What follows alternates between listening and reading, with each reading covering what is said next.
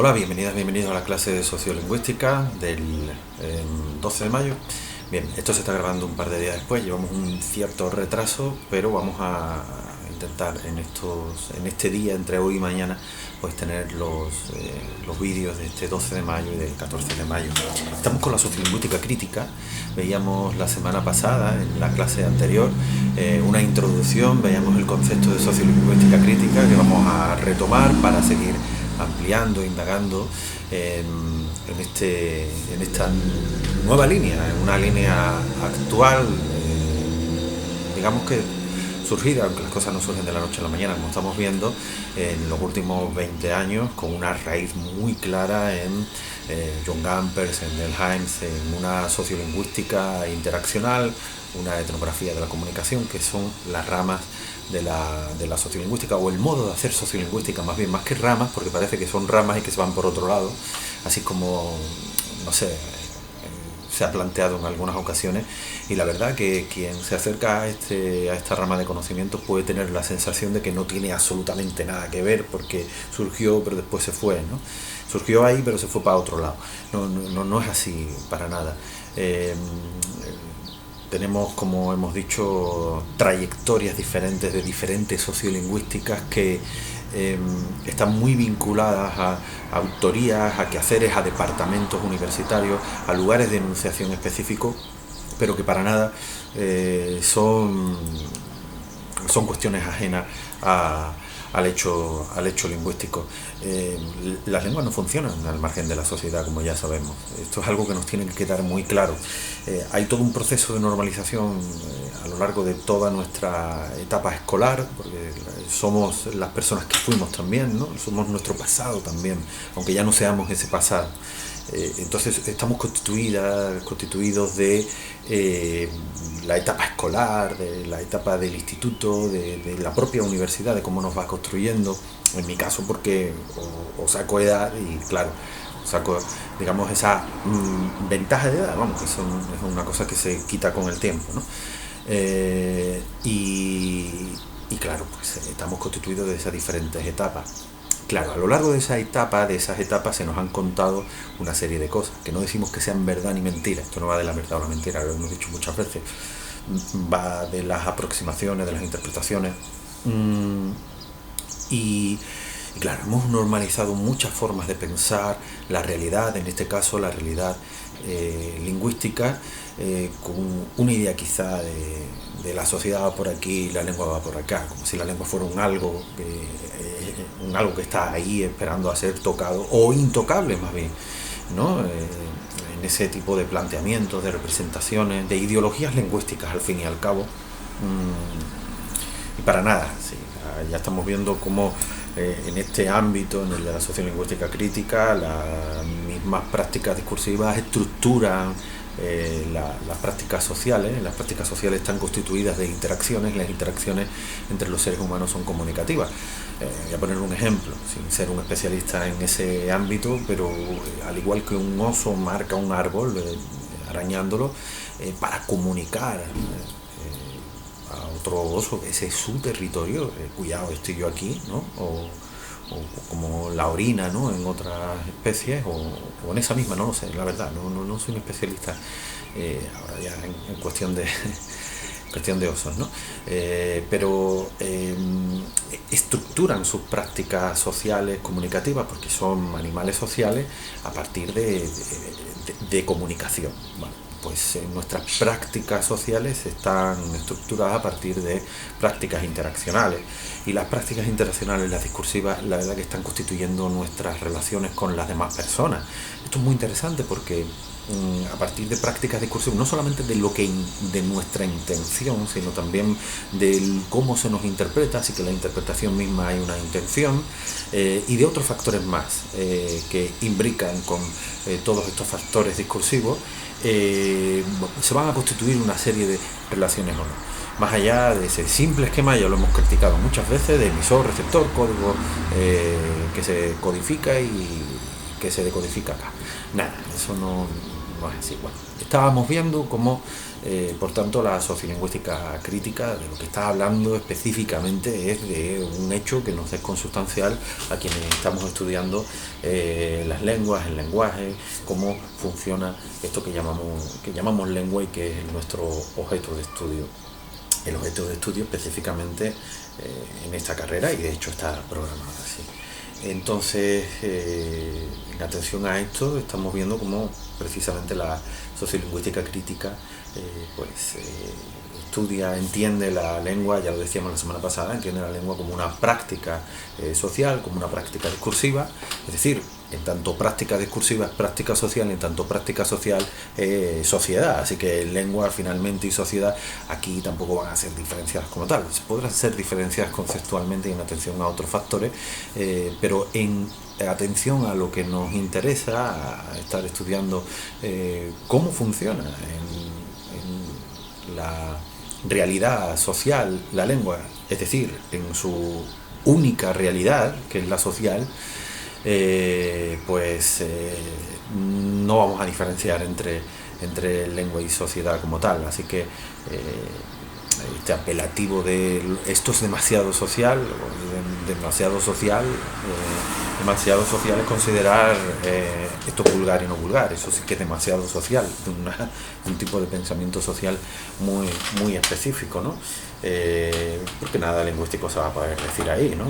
Ciertas palabras consideradas desde ciertos planteamientos como vulgares, como coloquiales, familiares y demás, ¿no? O muy restringidas incluso, bueno, sí, a un grupo social muy restringida porque no lo usa el tuyo, entonces lo restringes para allá y dices, es muy restringido, o sea, lo de tu grupo social no es restringido, pero eso sí, ¿no? Bueno, estamos planteando las cosas en términos muy generales y tampoco queremos dar lugar a confusión con lo que decimos, ¿no?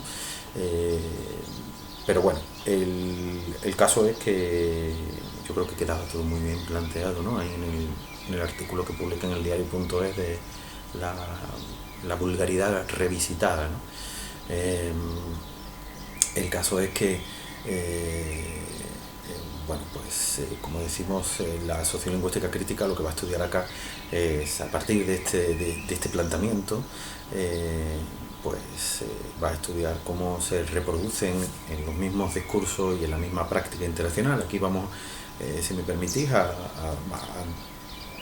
tomar en cuenta dos elementos que estamos separando conceptualmente en virtud de lo metodológico, de lo pedagógico, ¿no? Una forma de explicar, ¿no? No porque haya una separación en sí, porque esto funciona unido, ¿no? No están separadas en la realidad. Así que no confundamos el mapa que vamos a establecer para comprender con la realidad. Es decir, vamos a diseccionar, perdonad por el ejemplo especista, ¿vale? Pero para que se vea claro, porque es algo que tenemos muy presente, por lo menos, no sé, en alguna película por ahí salía en algún momento, en una no, en muchas, sobre todo en películas americanas, ¿no? Porque a mí nunca me llevaron a un laboratorio en esos términos, en el instituto, ¿no? Pero bueno, se ve como diseccionan una rana y la abren por la mitad y tal, ¿no? Bueno, pues eso es un mapa lo que vamos a tener, o no hace falta diseccionarla, ya tenemos elementos por ejemplo, digitales, ¿no? Para poder ver cómo es un cuerpo humano por dentro sin tener que diseccionarlo, pero ahí lo tenemos, ese es el mapa que establecemos, como cuando hemos visto yo qué sé, el sistema nervioso, el sistema circulatorio, no son mapas, ¿no? El mapa, esa imagen frente al territorio, no hay que confundir una y otra, está intentando dar cuenta para poder explicar, pero no hay que hacer colapsar uno y otro, es decir, y sobre todo colapsar por sustituir el mapa. Eso es una cuestión que a mí me preocupa mucho, ya lo hemos repetido aquí muchas veces porque ha sido una constante a lo largo de la historia de este ámbito de estudios, ¿no? El sustituir el mapa por el propio territorio. Yo creo que hemos llegado a un punto en el que debemos tomarnos muy en serio esta cuestión, tenerla muy presente para no hacerlo, porque que lo digamos un día no quiere decir que no podamos llegar a reproducir eso, hacerlo, ¿no? A confundir el mapa, el territorio. Esto no se trata de una cuestión de tener la luz, ya poseer la luz. No se trata de eso, se trata de estar siempre, como yo siempre digo, al liquidno, ¿no? Al que no hay contigo mismo, ¿no? Con todas estas cuestiones. Bueno, pues como digo, aquí hay dos cuestiones que tenemos que tener en cuenta, dos elementos. Un elemento que es el discurso como tal, y lo vamos a llamar así por simplificar, ¿vale? Los participantes. Vamos a simplificarlo de esta forma. Aquí hay dos elementos que nos interesan mucho. Una es cómo se establecen las relaciones y cómo se reproducen las relaciones de desigualdad entre los participantes, y otra es muy vinculada, como hemos dicho, estamos separando en virtud de la aplicación, ¿no? Como digo, una es la reproducción en el orden de los participantes y otra es la reproducción en el orden del contenido que tiene ese discurso. El contenido como significado social. Claro, en el ámbito de la semántica, sobre todo una semántica estructural, no se le va a llamar significado a esto. El significado siempre es intralingüístico, intersistemático, es sistemático, es del sistema de la lengua. Es abstracto, es estático, es una unidad funcional en oposición a otra unidad funcional. Eso es una semántica estructural. Y por tanto lo que funciona comunicativamente, su correlato comunicativo es el sentido, ¿vale? Igual que el fonema es una unidad funcional y su correlato comunicativo es el sonido, aquí la unidad funcional es el significado, aquí me refiero a la semántica estructural, la unidad es el significado y su correlato comunicativo el sentido. Es la sustancia del contenido de la que hablaba James. En virtud de esa separación, que es una separación que ya establecía la tradición gramatical y que está explicitada en Ferdinand de Saussure, cuando dice la lengua es forma y no sustancia.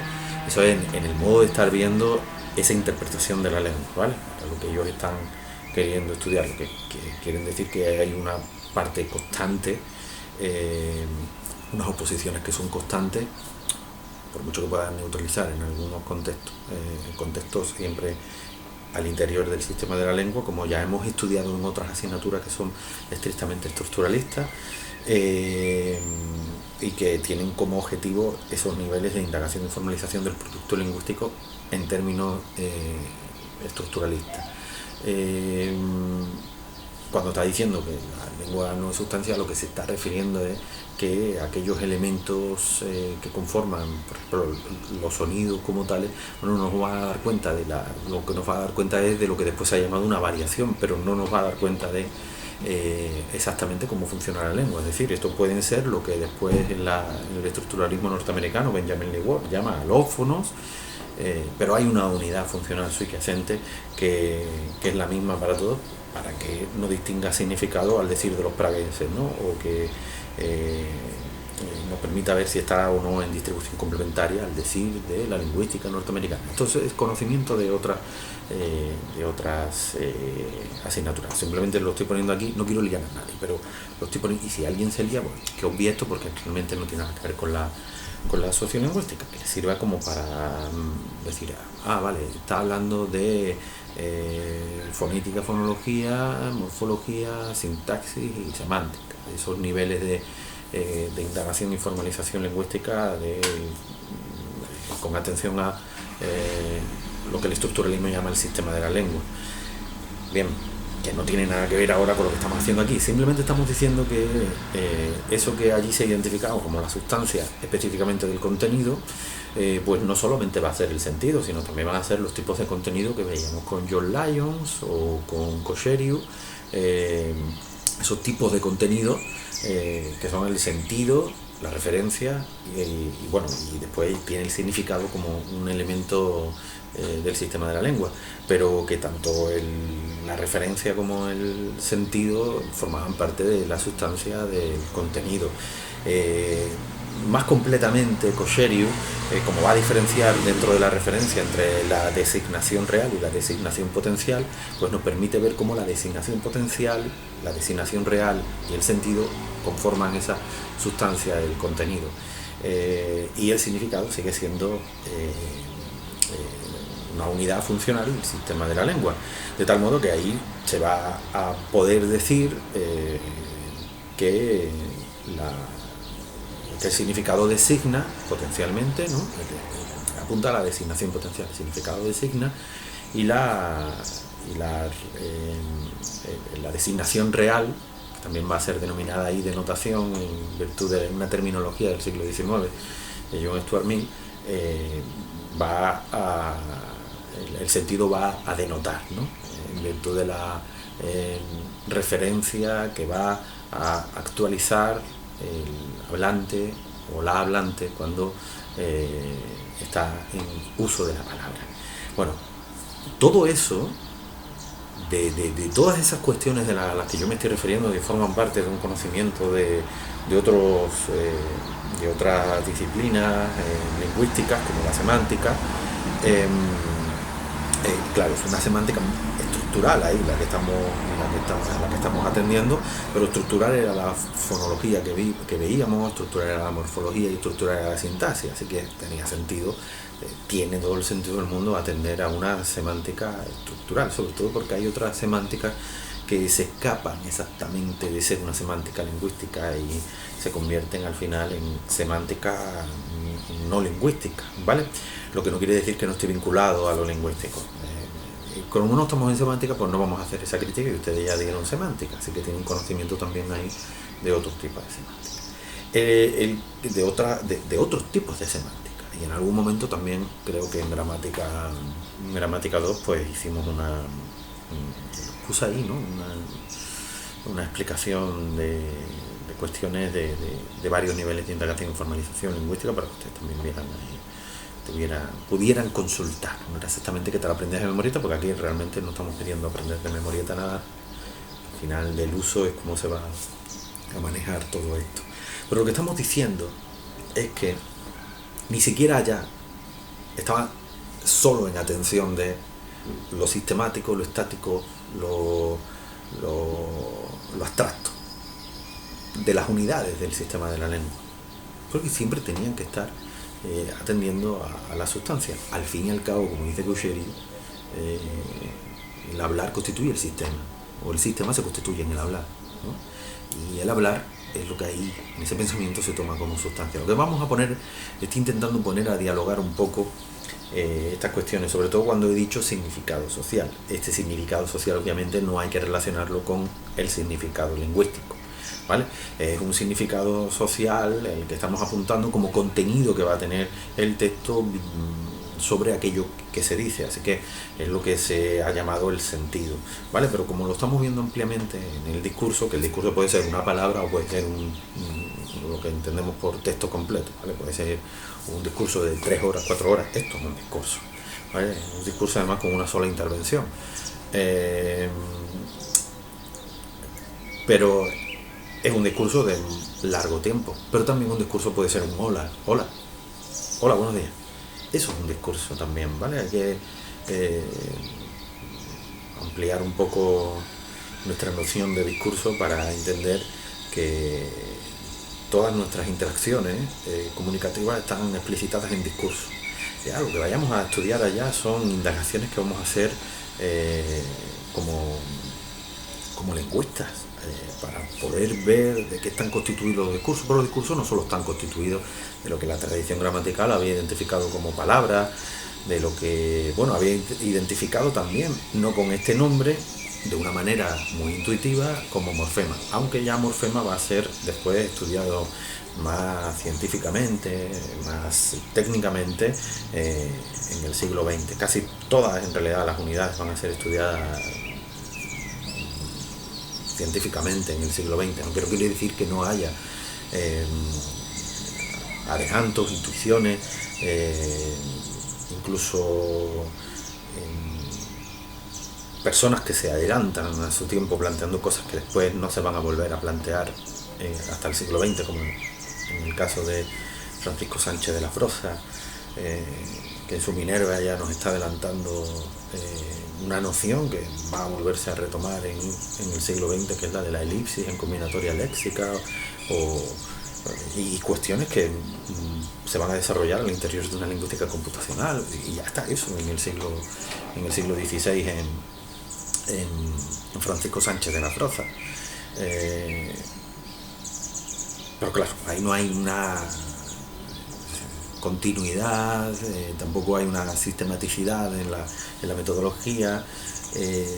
Claro, no es un momento científico, así que estas cosas hay que tenerlas en cuenta. También hemos visto una historiografía, aunque ustedes tienen una asignatura que se llama historiografía en cuarto, historiografía de la lengua española, es una optativa de cuarto de esta carrera de filología hispánica en la Universidad de Málaga, pero hemos visto, para poder comprender globalmente un poco, ¿no? Y poder responder por si alguien quería entender, bueno, y qué gramática, se hicieron concepciones de gramática, que se dedicaba a la tradición gramatical, eso ya lo vimos en su momento, en otra asignatura. Estamos poniendo a dialogar, venimos con eso muy interiorizado y queremos poner a dialogar. Así que, como yo decía, aquí vamos a diferenciar dos elementos: los participantes, en su interacción, y ver cómo se reproducen las relaciones sociales ahí, especialmente las relaciones de desigualdad. Por tanto, aquí va a ser nociones muy importantes, van a ser las nociones de poder, y cómo en el discurso hay implicado no solamente un contenido, que es el contenido estrictamente lingüístico, que podemos identificar unidad a unidad y estudiarlo, y decir, a ver, voy a aislar las unidades léxicas que aparecen aquí, voy a estudiar su significado, y voy a identificar, en virtud de lo que me dice, por ejemplo, Kosheri, por usar una herramienta conceptual, voy a identificar el significado léxico por un lado y el significado gramatical. Y en el significado gramatical pues voy a ver el significado instrumental, el categorial, el estructural y el óntico, en virtud de esa herramienta que Kosheri pone sobre la mesa para estudiar ahí. Y eso lo hago al interior de una semántica bien bailado. Ya.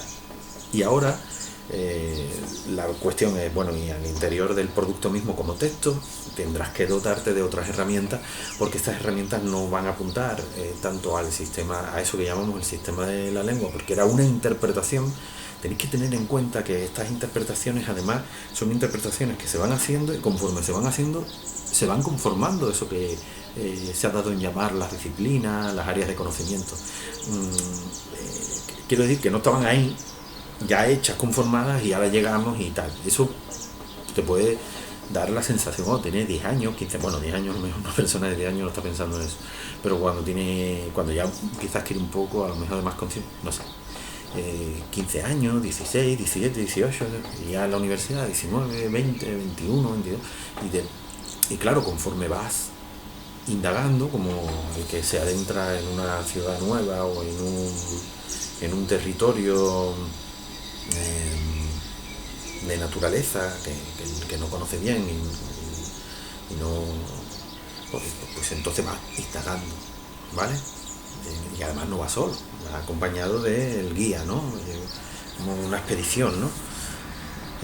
Entonces lleva tu guía, que el guía aquí es el profesor, ¿no?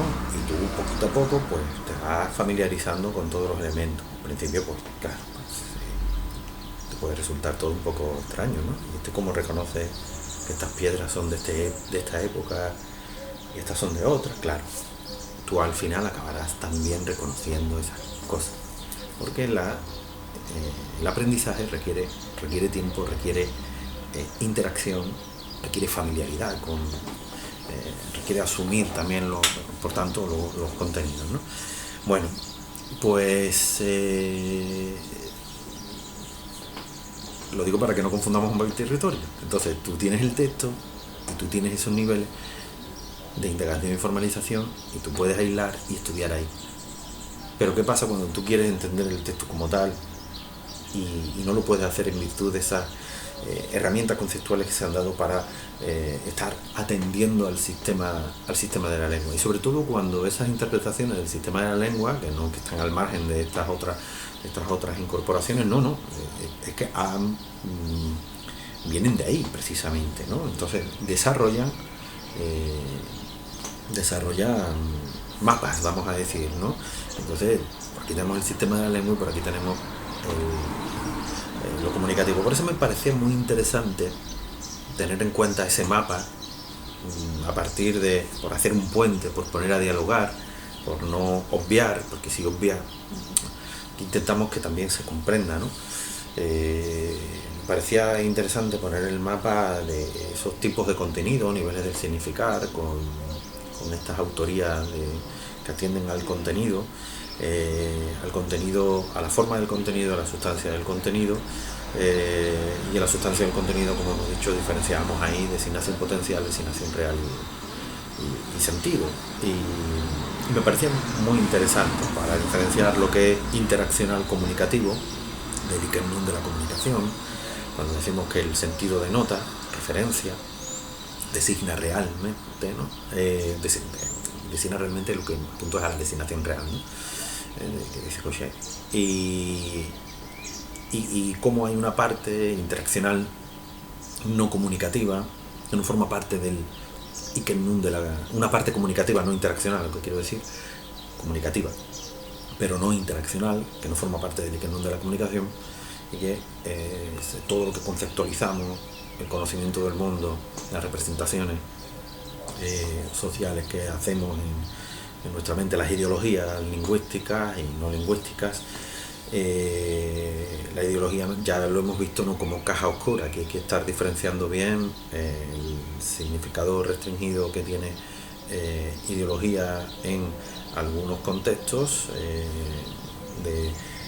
sobre todo en interpretaciones decimonónicas de la ideología siempre como una confusión de un grupo frente a la luz. Esta es la concepción realmente de Marx y Engels, ¿no? Claro, aquí estamos, ojo, que aunque estemos diciendo que la ideología la estamos usando de manera amplia y no en ese sentido, en el sentido de Marx y Engels, no estamos invalidando lo que dice con respecto al análisis del capital, de la lucha de clases y demás. No es así. Lo que estamos diciendo es que ideología lingüística aquí es la representación. Por eso desde el principio hemos hecho hincapié en distinguir entre la realidad, cómo interpretamos la realidad como mapa. Somos los sentidos que somos. Ojalá pudiéramos tener otras herramientas para ver la realidad tal cual, si eso es algo, ¿no? Si eso es posible. Vemos la realidad a través de los sentidos que tenemos y la representamos a través de los sentidos que tenemos, pero ya no es una cuestión solo de sentido, no es una cuestión de olfato, de oído, tal. Estos serían como los medios a través de los cuales percibimos. Ahora la cuestión es cómo construyen los grupos sociales representaciones de la realidad, no solamente de su relación con la naturaleza o de la naturaleza, de otros elementos de la naturaleza. Cuando digo su relación con la naturaleza, parece que me estoy dejando fuera de la naturaleza, pero es que así es la idea eurocéntrica de ser humano frente a la naturaleza. Es una dicotomía donde el ser humano se ha sacado de la ecuación naturaleza, y que como representación social va a conducir otras prácticas que le van a permitir, no como algo positivo lo digo, sino que van a permitir, a partir de estas representaciones, interacciones con el medio ambiente de carácter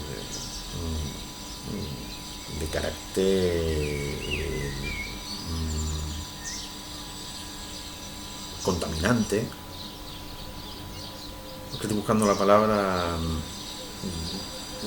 palabra efectiva que denomine exactamente. Estoy pensando en cultura de vida o muerte, ¿no?, que critican los pueblos originarios de las Américas, de Abya Yala, a esta cultura eurocéntrica de acumulación de capital, de explotación de la naturaleza, de destrucción, destructiva, ¿vale? Destructiva, ¿vale? Y en este punto tenemos que advertir que hasta en esas representaciones, cuando hay el eurocentrismo llega a decir que cuando hay un logro humano es un logro europeo, pero cuando hay una destrucción en virtud de estas lógicas eurocéntricas, es que el ser humano es destructivo, no, ¿verdad? El ser humano no es destructivo, es destructivo este grupo humano, porque hay otros seres humanos que no destruyen la naturaleza, no viven en virtud de esa naturaleza, sino que viven en armonía. En armonía no es que esté dándole besitos a los árboles o a los leones y a los linces. A los linces, pues, yo qué sé, he dicho animales de manera arbitraria. En armonía es no destruyendo por destruir la naturaleza sin miramiento, sino en atención a las mismas especies y en atención también al futuro, ¿no? Tanto de esas especies como de nuestra especie, ¿no?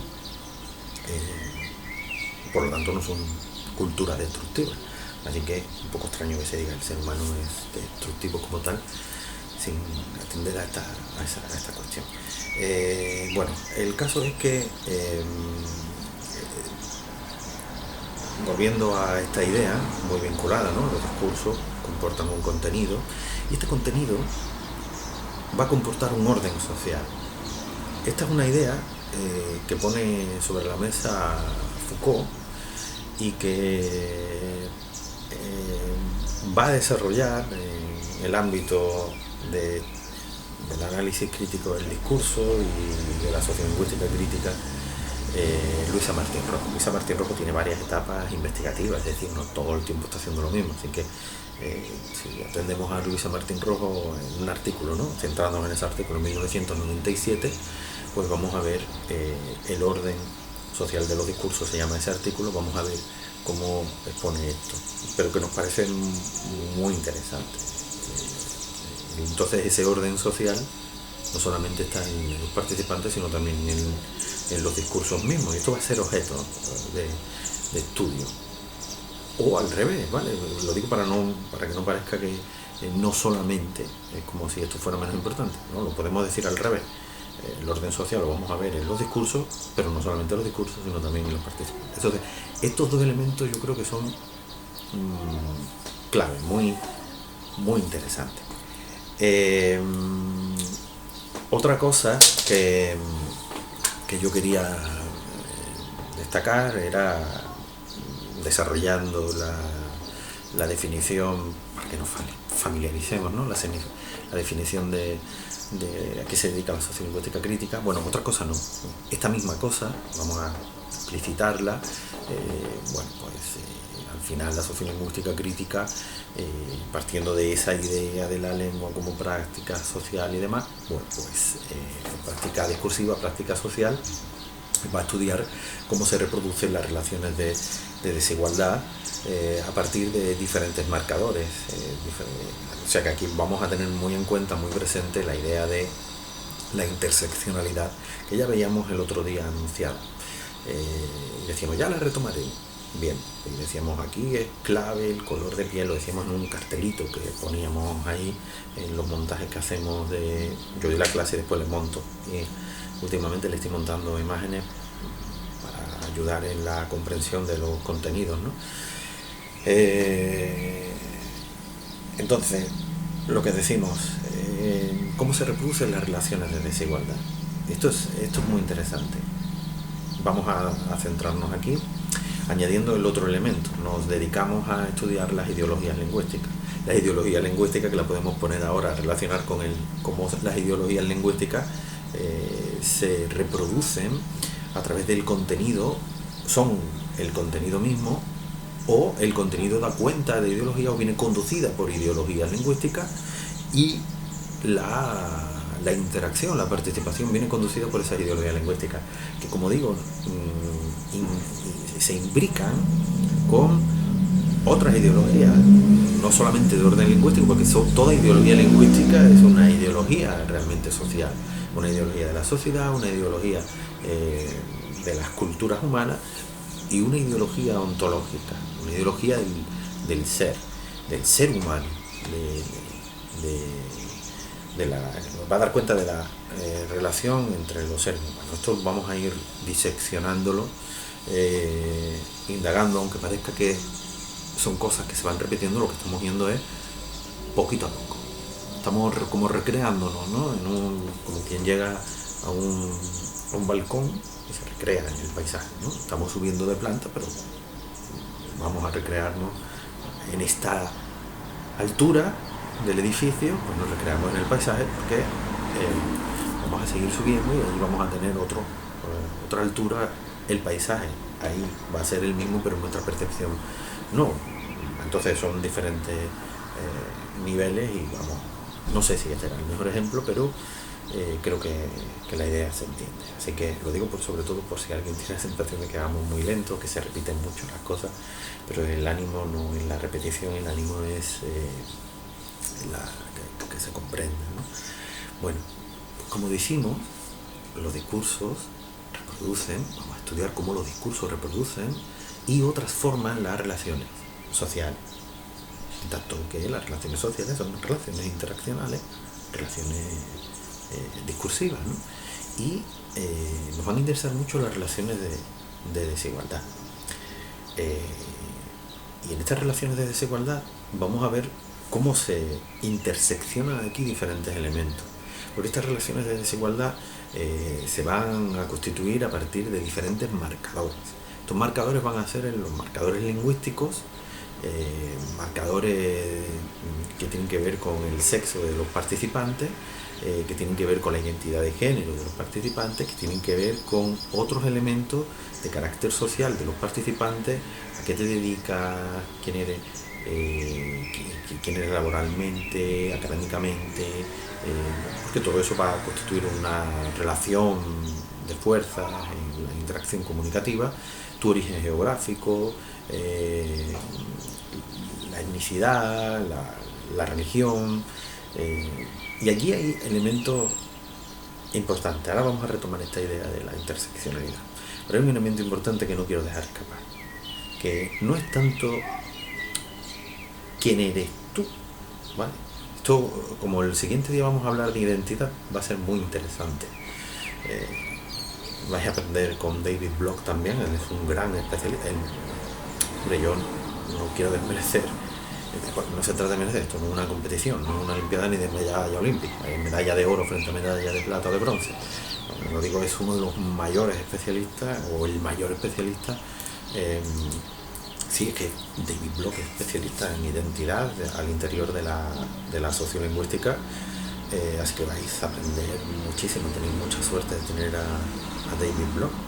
Yo como alumno no tuve a David Block como alumno en la carrera. Tuve otras suertes, pero no tuve esa suerte. Así que espero que lo valoréis y obviamente que os conectéis. Es una actividad, pero por favor no se haga por eso, ¿eh? Actividad evaluable. La atención, ya sabéis que hemos sustituido a Luisa Martín por David Block porque Luisa no estaba disponible. Bueno, yo realmente quería a Luisa y a David en la misma semana. Vamos a tomar una como evaluable y demás para no cargaros porque alguien no tenga la sensación que se le está evaluando por todo, que está como que entra en una tienda y parece y lo están mirando y tener la sensación de que tú eres el que ha robado, ¿no?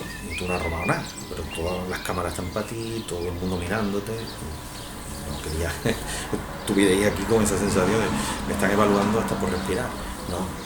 Tú relájate, aprende, céntrate en los contenidos y realmente eso es lo ideal, ¿no?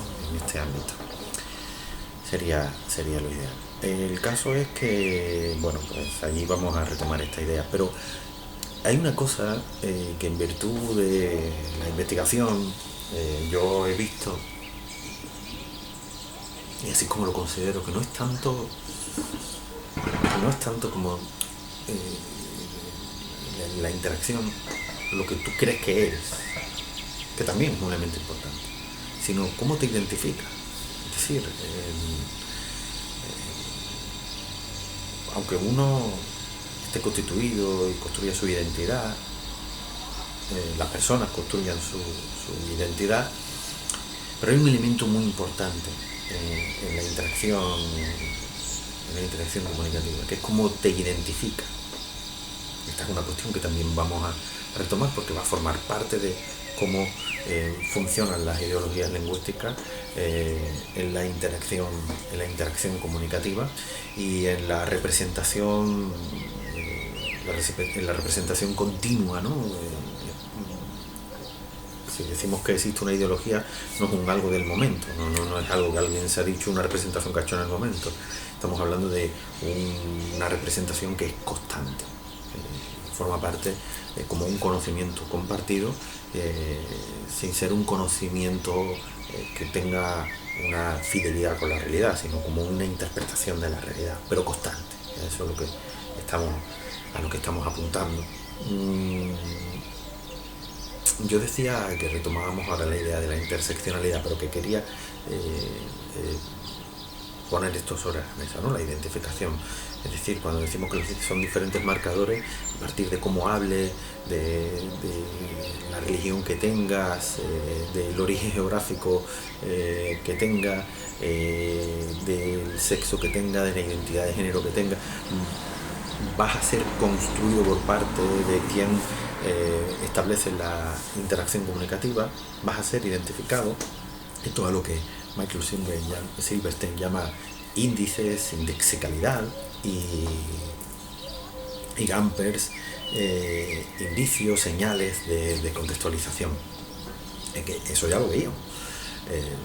Y es muy interesante, porque ahí es donde vamos a ver cómo se actualizan relaciones de fuerza. Es decir, tú particularmente eres mujer, hombre, tú particularmente eres heterosexual, homosexual, tú particularmente pues eres, ya no es que seas musulmán, ¿no? Sino que alguien pueda creer que eres musulmán, o alguien pueda creer que eres una cristiana o cristiano practicante, así bien digamos beato, ¿no? Alguien lo pueda suponer, y va a partir de identificaciones, a partir de que van a actualizar ideologías previas, representaciones de lo que esa persona, que no es un hecho aislado, será un hecho aislado si es simplemente un prejuicio en la cabeza de esa persona, pero cuando hablamos de situaciones, por ejemplo aquí, que estamos apuntando a cuestiones, cuando he dicho de religión, por ejemplo de islamofobia, o cuestiones que tienen que ver con la identidad de género, cuestiones de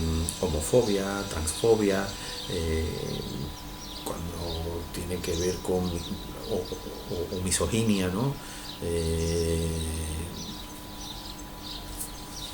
Cuando tiene que ver con temas de racismo lingüístico, con temas de racismo con respecto al color de piel, ahí vamos a ver diferentes marcadores, ¿no?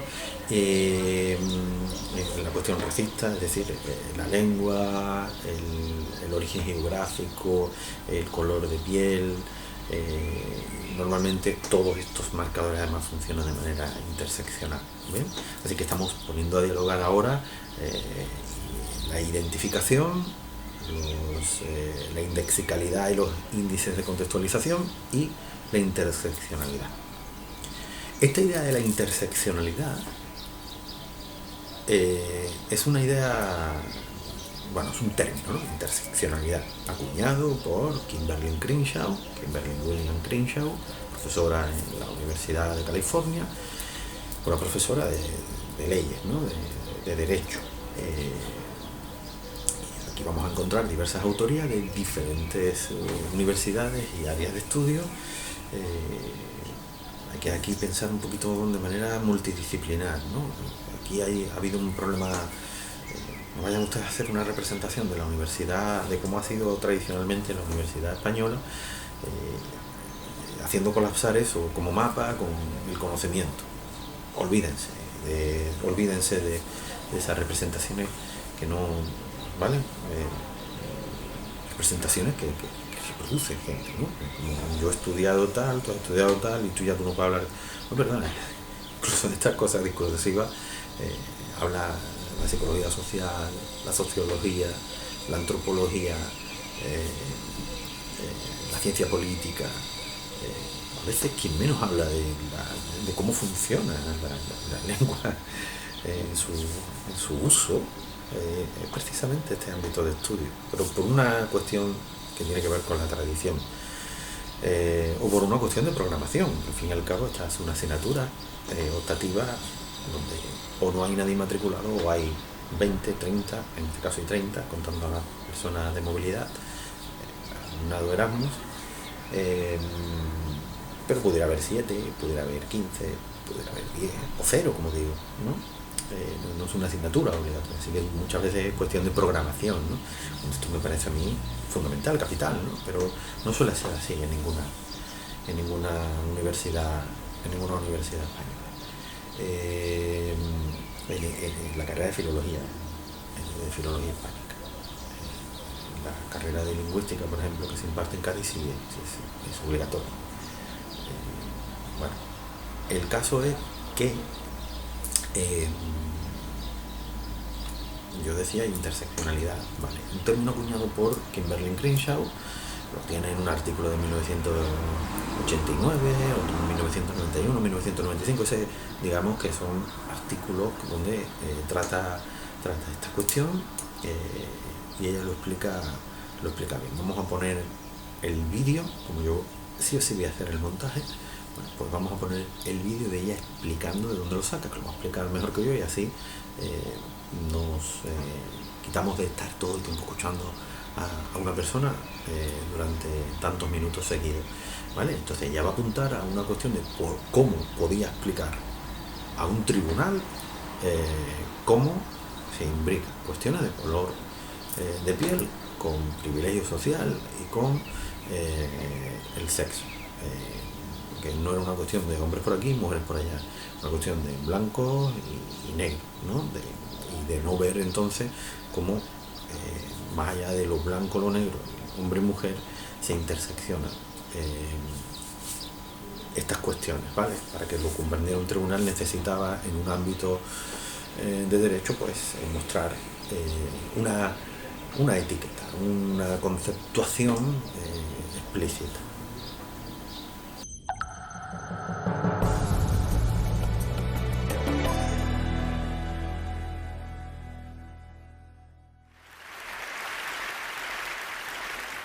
I'd like to try something new. Those of you who are able, please stand up. Okay, so I'm going to name some names. When you hear a name that you don't recognize, you can't tell me anything about them, I'd like you to take a seat and stay seated. The last person standing, we're going to see what they know, okay? All right. Eric Garner. Mike Brown, Tamir Rice, Freddie Gray. So those of you who are still standing, I'd like you to turn around and take a look. I'd say half to most of the people are still standing. So let's continue. Michelle Cusseau.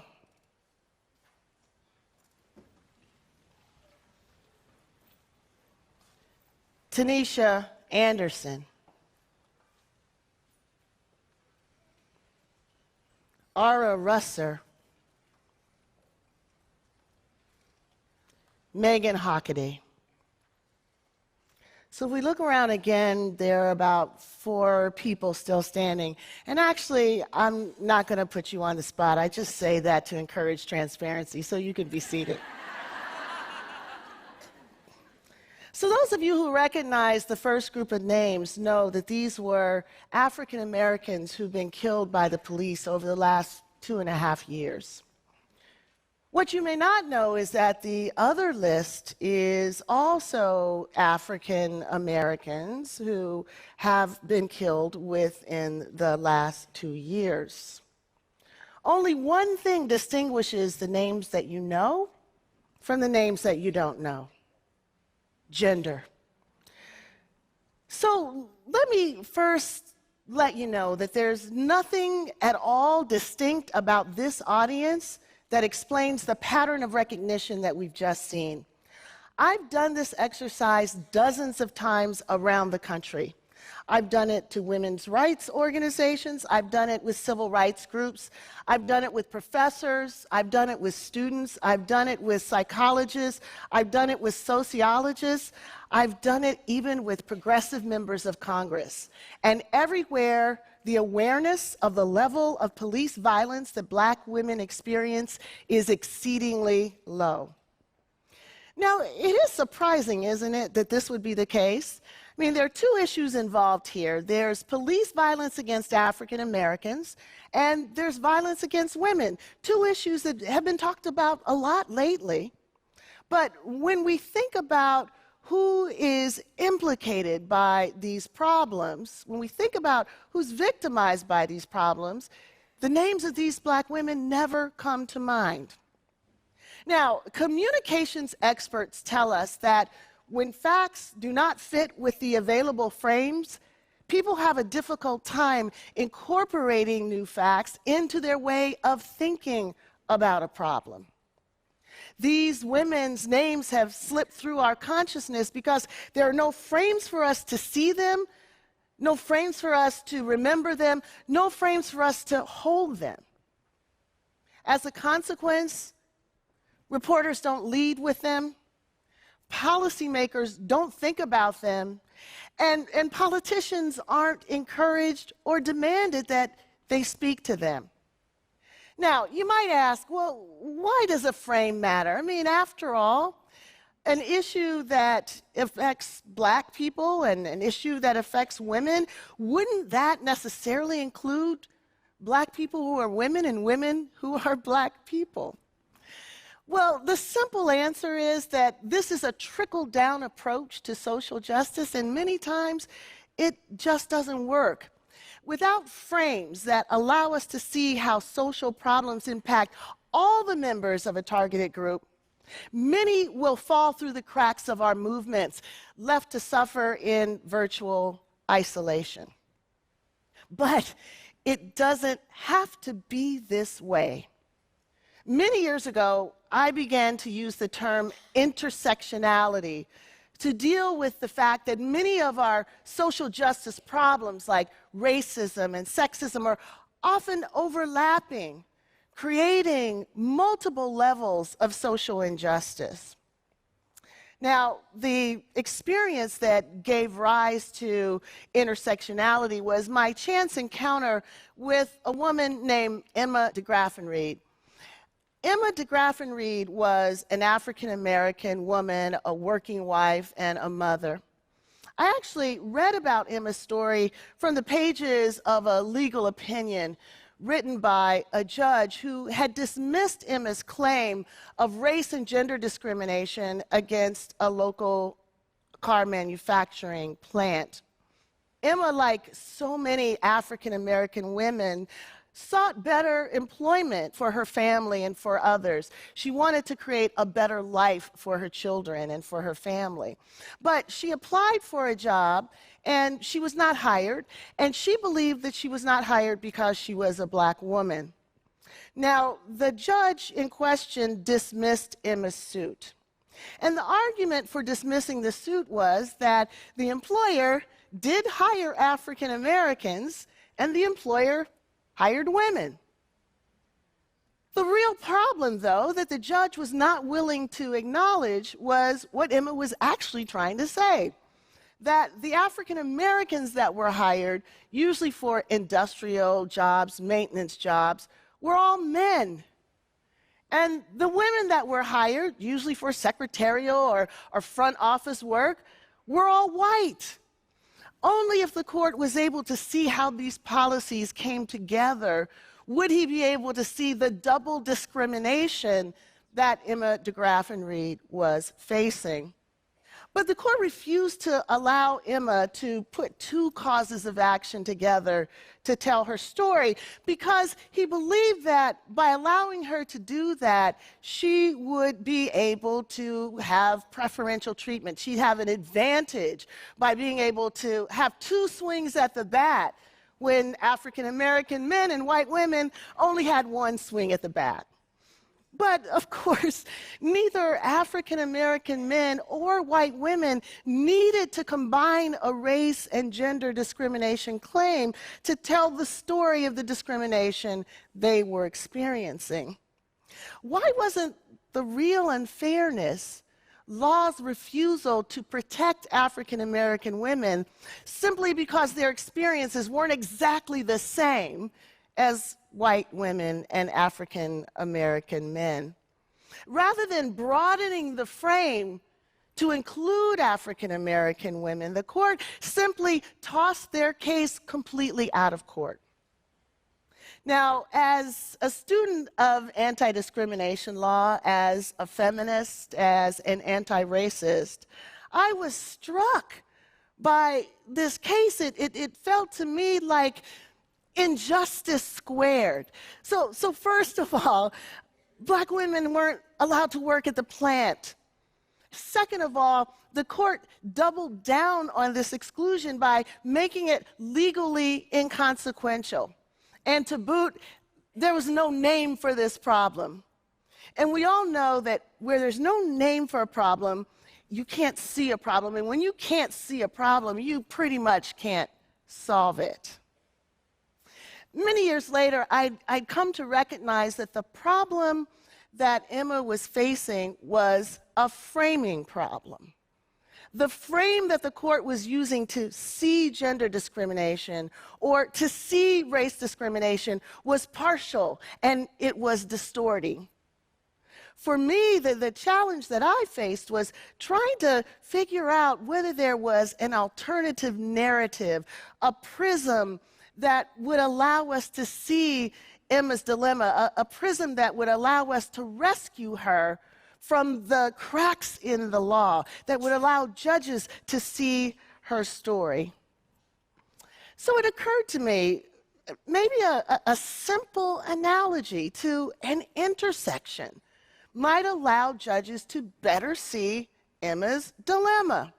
So if we think about this intersection, the roads to the intersection would be the way that the workforce was structured by race and by gender.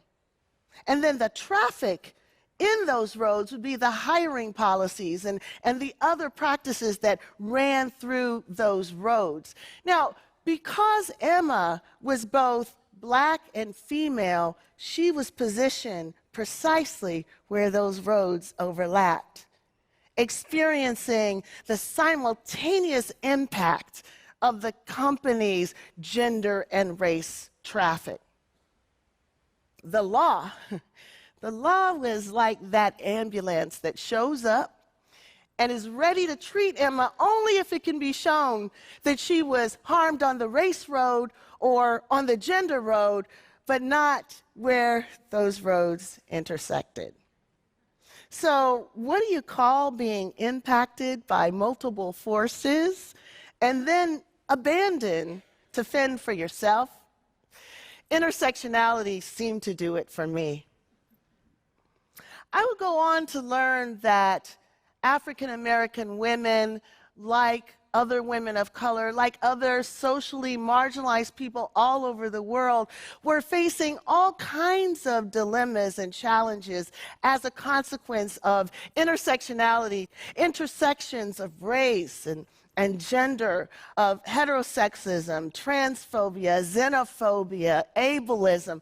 All of these social dynamics come together and create challenges that are sometimes quite unique.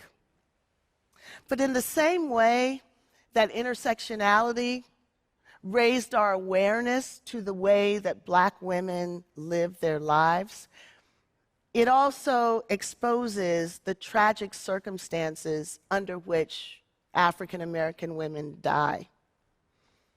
Police violence against Black women is very real. The level of violence that Black women face is such that it's not surprising that some of them did not survive their encounters with police. Black girls as young as 7, great-grandmothers as old as 95 have been killed by the police. They've been killed in their living rooms, in their bedrooms. They've been killed in their cars. They've been killed on the street. They've been killed in front of their parents, and they've been killed in front of their children. They have been shot to death. They have been stomped to death. They have been suffocated to death. They have been manhandled to death. They have been tasered to death. They've been killed when they've called for help. They've been killed when they were alone, and they've been killed when they were with others. They have been killed shopping while black, driving while black, having a mental disability while black, having a domestic disturbance while black. They've even been killed being homeless while black. They've been killed talking on the cell phone, laughing with friends, sitting in a car reported as stolen, and making a U-turn in front of the White House with an infant strapped in the back seat of the car.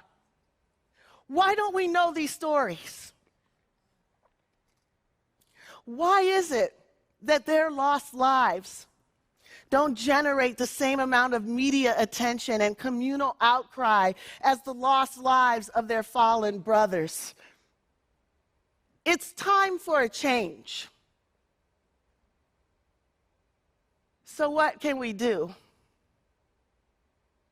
In 2014, the African American Policy Forum began to demand that we say her name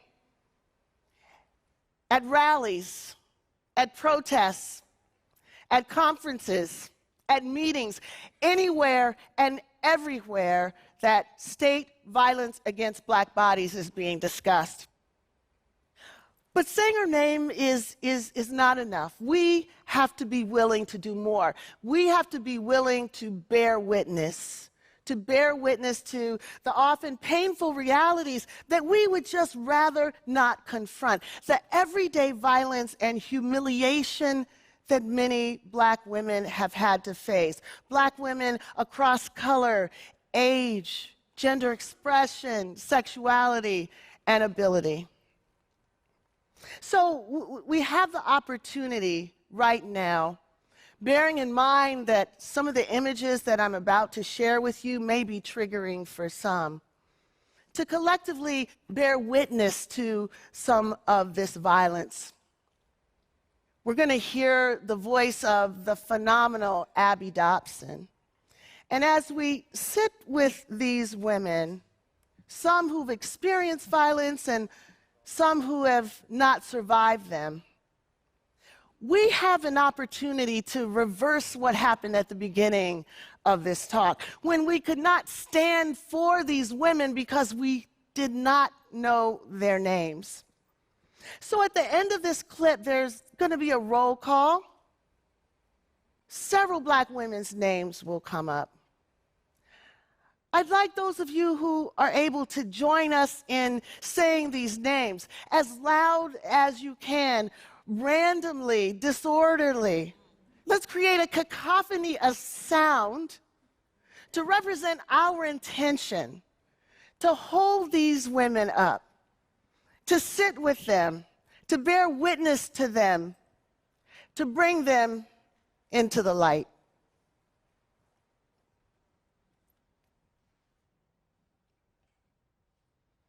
Say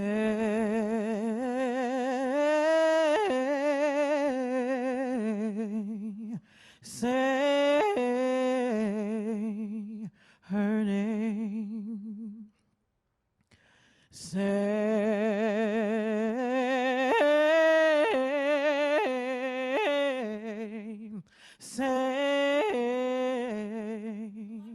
her name.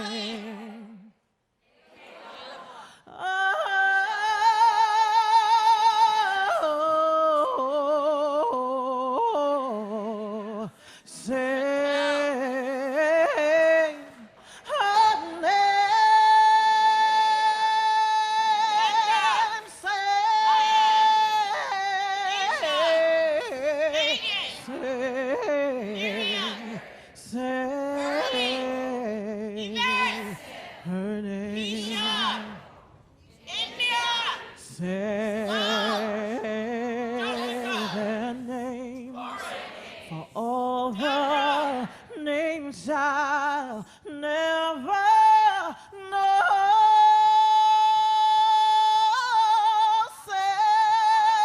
I asked Sharon Jones, Janisa Fonville, Katherine Johnson, Kayla Moore, for Michelle Cassell, Rakia Boyd, Shelly Frey, Tarika Yvette Smith. Say their name. As I said at the beginning, if we can't see a problem, we can't fix a problem. Together, we've come together to bear witness to these women's lost lives. But the time now is to move from mourning and grief to action and transformation. This is something that we can do. It's up to us. Thank you for joining us. Thank you.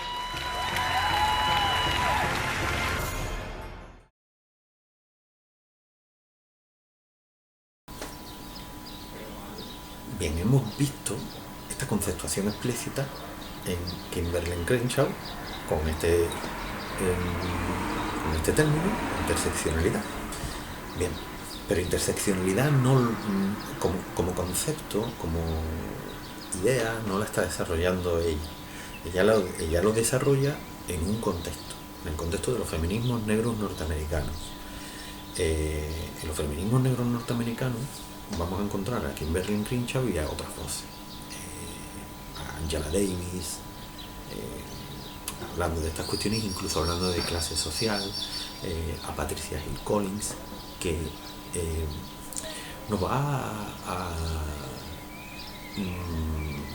a poner sobre la mesa otro concepto que no está tan extendido. Aunque Patricia Hill Collins es una figura fundamental, no está tan extendido como su idea de la palabra, ¿no? Interseccionalidad, que es la de matriz de dominación, ¿vale? A partir de diferentes vectores, es un poco más compleja, pero realmente viene a decir lo mismo. Y después tenemos a Bell Hooks también. Antes teníamos a Audre Lorde en los años 80, con esta gran frase iluminadora, es el título de un capítulo suyo que se llama Las herramientas del amo no destruirán la casa del amo. Ahora vamos a retomar a Audre Lorde, porque es muy interesante lo que nos cuenta. El colectivo Combat Rivers en los años 70, que también nos van a poner sobre la mesa cómo van interseccionando ahí diferentes marcadores. Lo vamos a ver ahora con Audre Lorde, pero ya lo están poniendo ahí sobre la mesa, que no solamente es el marcador de sexo, sino también el de identidad de género, porque pues se van a vivir otro tipo de opresiones. No es lo mismo, aun siendo mujer, ser heterosexual que homosexual, así que ahí se van a vivir, como digo, otro tipo de opresiones. Pero me gustaría retrotraer la cuestión a Sojourner Truth. Ya la veíamos, ya la mostraba yo aquí. Sojourner Truth, que nos decía en el siglo XIX, en 1851, ¿acaso yo no soy mujer? Y esta va a ser una reflexión solamente contenida ahí en esa frase fundamental. Porque amplificándola, sin vaciarla del contenido al que está apuntando, es decir, sin invisibilizar el tipo de opresión al que está apuntando, al contrario, o sea, siempre nos la vamos a tener presente, porque si no, no vamos a poder enterarnos de nada, no vamos a poder entender bien la realidad. Pero amplificándola, ¿acaso no somos seres humanos? Entonces, cuando estamos diciendo que lo que vamos a estudiar son relaciones de desigualdad, de cómo se reproducen las relaciones de desigualdad en la interacción comunicativa y a través del discurso, aquí vamos a tener dos elementos fundamentales que aparecen en diferentes autorías que ya hemos puesto, que ya hemos adelantado aquí. Hemos hablado de la propia Sojourner Truth, de Frantz Fanon. Hemos puesto aquí en una dicotomía Heidegger con Levinas, ¿no? Ser ahí frente a la otredad. Hemos hablado de Dussel hemos puesto Dussel en contestación a Apple, ¿no? En la comunidad de comunicación, Apple paralelamente con Gamper, no con, ¿vale? Paralelamente a Gampers, en un contexto de giro lingüístico en la filosofía del lenguaje que va a dar lugar a la pragmática, y en ese contexto de la escuela de Frankfurt que apuntábamos en el último momento, los últimos minutos de la última clase, que también van a tener una repercusión sobre un giro crítico al interior de los estudios de las ciencias sociales y humanas en el siglo XX, que coincide todo en esta época, ¿vale? Vamos a decirlo por mor de la simplificación, la década de 1960. Es una década muy señera para poder tenerla ahí como un eje, ¿no? Para pivotar en la forma de cómo se hacía antes, cómo se hace después, aunque nada surge de la nada, pero bueno, por establecer un mapa a la hora de estudiar. Bien, pues ya creo que en algún momento lo explicitábamos. Apple decía comunidad de comunicación, que podemos ponerlo a dialogar con la comunidad lingüística de los lingüistas, y la contestación de Dussel es comunidad de comunicación, pero también la de los excluidos. Bien, en ese giro discursivo tenemos diferentes autorías que nos van a dar cuenta de dominado-dominante. Esta idea la vamos a volver a retomar porque va a ser fundamental a la hora de que veamos el mercado lingüístico, el hábitus, todo el planteamiento de Pierre Bourdieu, que va a ser también muy importante, va a ser una herramienta fundamental. Entonces vamos a tener que tener en cuenta esto, y sobre todo cuando lo pongamos a dialogar con otras autorías, para poder introducir otras herramientas conceptuales que nos permitan entender la realidad. Siempre en atención a esta idea que estoy diciendo de la reproducción de las relaciones de desigualdad, y sobre todo porque los discursos no van a ser, como dice Pierre Bourdieu, adelanto aquí algo, pero creo que es necesario, no van a ser como se había interpretado, y ojo que esa interpretación que se había dado en el estructuralismo y en el preestructuralismo era interpretación que bueno, porque se estaba centrando en unos aspectos específicos, y que además traían una trayectoria, y que creo que no debe entenderse como la totalidad de lo dicho, de lo potencialmente dicho, es decir, de lo que se puede llegar a decir como ya la última palabra y ya, ¿no? No es así como funciona la cuestión, pero sí, como tenemos muy incorporado esos elementos en este ámbito de estudio, esas interpretaciones, bueno, pues Pierre Bourdieu va a hacer una crítica. No se trata solamente de que esto sea un sistema de signos interpretado, como dice Saussure, que vemos ahí también Geoffroy Carlin, y van a desarrollar, toman así, pues está en el espíritu de los estructuralistas praguenses, también daneses, ¿no? Con James Liu, está en el funcionalismo francés, en Martinet, ¿no? Ese es el gran, así es como piensa el estructuralismo, la lengua funcional, ¿no? Ese sistema de signos lingüísticos, ya morfológicos, ya léxicos, ya sintácticos, que tienen además pues dos caras. Esas dos caras, en virtud de la doble articulación, una idea aristotélica que desarrollan, pero que como trayectoria, ¿no?, intelectual, pero que bueno, pues está dando cuenta de unos aspectos muy específicos, y allí, claro, se había interpretado muy atravesado de conductismo. Ya lo hemos criticado muchas veces, interpretado, ¿no? A ver por qué piensa así, ¿no?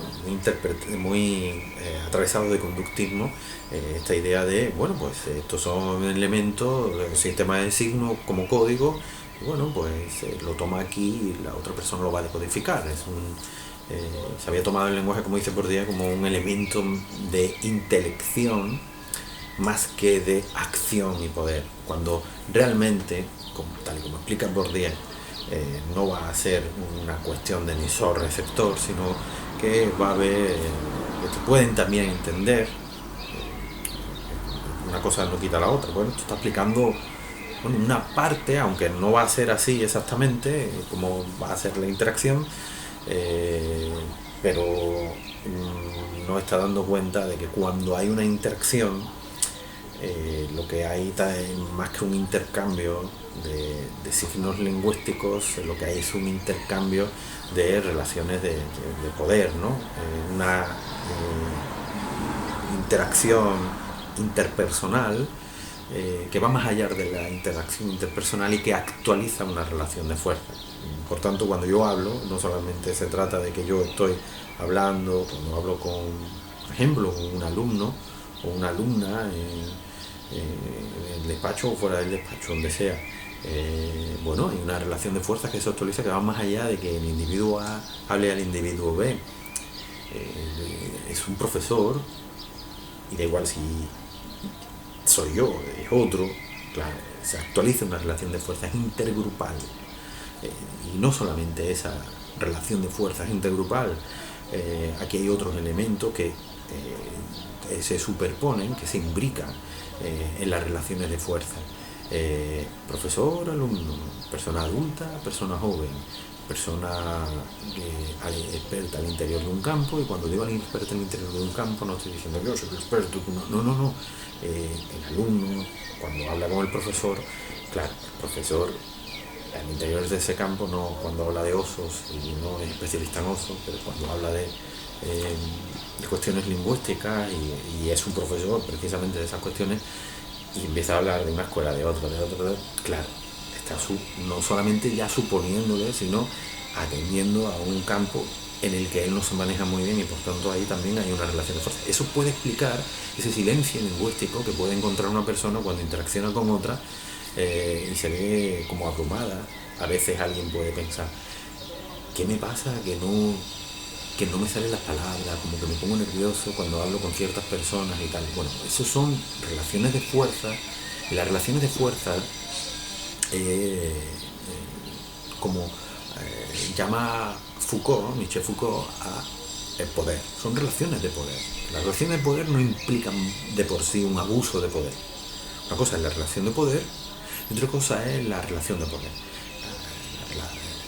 El abuso de poder. El abuso de poder sería un exceso ontológico, como diría el antropólogo Arturo Escobar, cuando un ser humano se impone sobre otro, y sobre todo haciendo valer su posicionalidad social en los términos que sean. Estoy poniendo ahora el de profesor o alumno, pero no me estoy ahora refiriendo con el imponerse o el hacer valer su posicionalidad social con respecto a este tipo de relación ejemplificada. Esto lo podemos ver en un tipo de relación de carácter donde se actualiza una relación de fuerza adulto-niño, cuando por ejemplo se condena al niño a no ser escuchado, a no ser, tú te callas, eres menor, o tú haces lo que yo diga aquí, padres con los hijos, ¿no?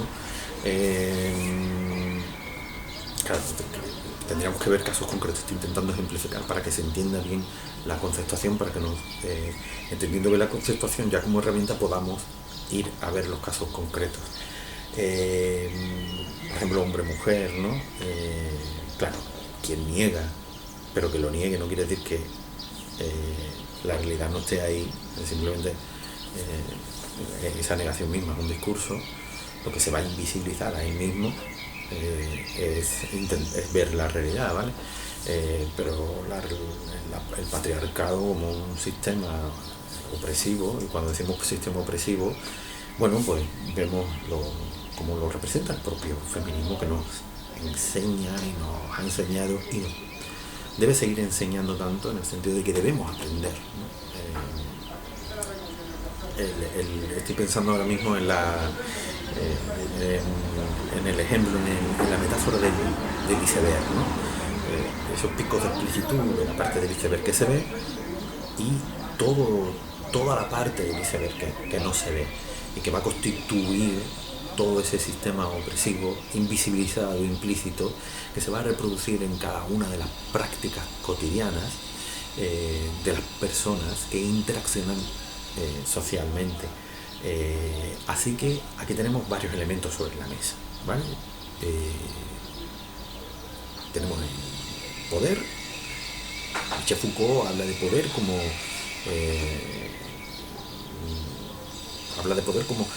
lo constitutivo de la... Cuando habla de poder, habla de relaciones de fuerza, ¿vale? Define el poder como relaciones de fuerza, pero a lo que estoy apuntando ahora ya no es a la definición de poder, es ¿qué es el poder, no? El poder es ahí el Estado y para abajo, no. Cuando él dice el poder se constituye como práctica cotidiana, ¿no? En nuestras prácticas cotidianas. Yo voy constituyendo, tú vas constituyendo, todos y todas vamos constituyendo las relaciones de poder, contribuimos a las relaciones de poder y reproducimos relaciones de poder incluso de manera no consciente, ¿vale? Porque aquí ya no es una cuestión de individuo a individuo, sino, como decimos, de relación intergrupal, de cómo se actualizan las relaciones de fuerza intergrupales. Otro de los elementos que hay puestos sobre la mesa son los privilegios. Aquí volvemos otra vez a los feminismos neuro-norteamericanos. Bueno, no, realmente no nos hemos salido, simplemente estamos poniendo del hogar feminismos neuro-norteamericanos, Bourdieu y Foucault. Aunque volveremos a Bourdieu, realmente volveremos a todos estos elementos. Cuando hablamos de Bourdieu, quizás también volvamos a poner a dialogar con estas autorías y con otras, ¿no? Bueno, volviendo aquí, hay una cuestión aquí fundamental, que es la cuestión de privilegios. Ya lo decíamos en la clase de la semana pasada cuando anunciábamos la cuestión de la interseccionalidad. Aquí la cuestión de privilegios es clave. ¿Cómo se hacen valer los privilegios? Incluso de manera consciente.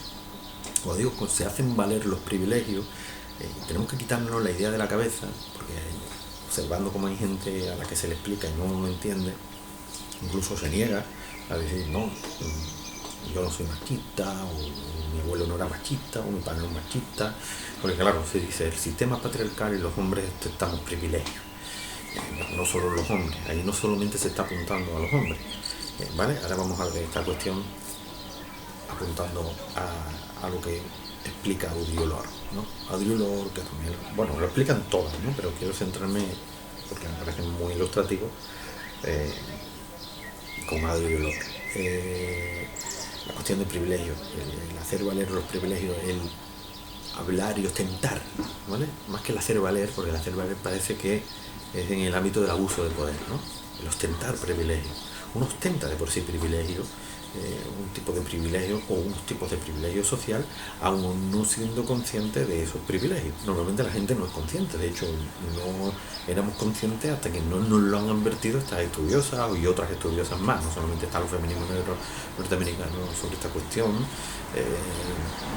Yo apunto a feminismos que me han ayudado mucho a explicar esta cuestión, sobre todo porque los feminismos blancos burgueses no... lo voy a decir así, nos han ayudado a comprender algunas cosas, pero no la totalidad, porque ellas no estaban hablando, desde luego ellos no, los hombres no. Entonces, eso no lo estoy nombrando aquí, pues para quien puede decir, es una crítica, no, ya ellos están criticados ahí, ¿no? Están criticados ahí, no vamos a ponerlo aquí sobre la mesa. Estos hombres, es que en su posicionalidad social, sus propios privilegios invisibilizaban lo demás, o sea, no era su objeto de estudio porque ni siquiera formaba parte de sus preguntas de investigación, de su conocimiento efectivo. De hecho, casi todos son más chivoladas una detrás de otras, ¿vale? Pero cuando vienen los feminismos burgueses, que no se adelantan en el tiempo, ahí tenemos a Serge Netras, aunque Serge Netras lo está diciendo en un contexto invitado por blancas feministas norteamericanas, burguesas, ¿vale? Que no son personas que viven en una chabola, que se viven en mansiones, están hablando de ellas mismas, de su clase social. Así que es importante aquí tener en cuenta eso que nos cuenta también Angela Davis, la intersección de aunque ya no voy a usar esta palabra, pero la palabra ya decimos que es terminología de Kimberlé Crenshaw, la intersección de clase social, de color de piel, ¿vale? Cuidado aquí, que en el ámbito inglés se dice raza, pero que no es la raza que se usa en el ámbito español. Digamos que aquí habría que traducirlo por color de piel. No tiene absolutamente nada que ver lo que allí se está llamando raza con lo que aquí se está diciendo con raza, ¿vale? Porque aquí raza parece que... y además que ya se ha demostrado genéticamente que la raza no existe, aunque por ahí haya un articulista del país, Javier San Pedro, que no se entera. Que no se entera no cognitivamente, que no se quiere enterar por hacer valer sus privilegios. Privilegios interseccionados de tanto de clase como de sexo, como de lo que podemos identificar en el ámbito del racismo, ¿vale? Ahí vamos a ver pues diferentes marcadores, ¿vale? Estoy pensando en color de piel, tal, en diferentes color de piel, lengua, variedad lingüística, ¿no? Diferentes posicionalidades sociales, y lo digo en crítica a, esto lo he nombrado porque la Asociación de Antropología Española acaba de sacar un comunicado de algo que publicó él en el mes de abril, atacando a antropólogos y demás, y yo no sé, este hombre ignorante no se le puede llamar, así que cuando tú no le puedes llamar ignorante a alguien,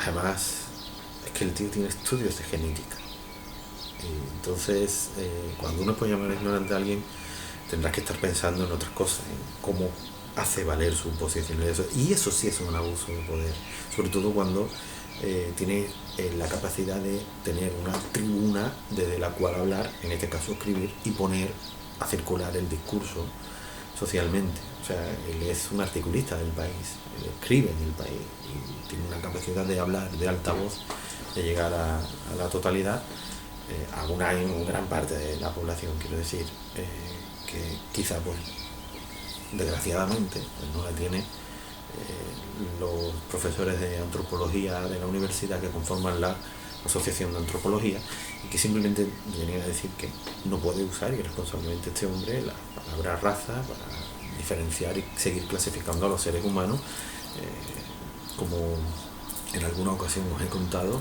hacía Georges Leclerc en el siglo XIX, en su Historia Natural del Hombre, clasificando a los seres humanos, pero una clasificación jerárquica. Y hablando de unas diferencias genéticas cualitativas, cuando eso es mentira,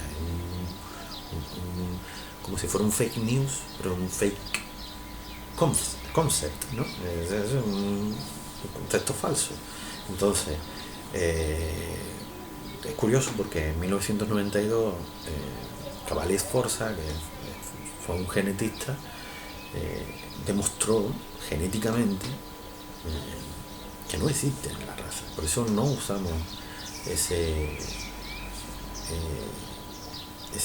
esa conceptuación, esa terminología, porque se trata de diferencias epigenéticas muy relacionadas con el ambiente, aunque se hereden genéticamente ciertas cuestiones como el color de piel, que ya no hace falta cambiar de continente.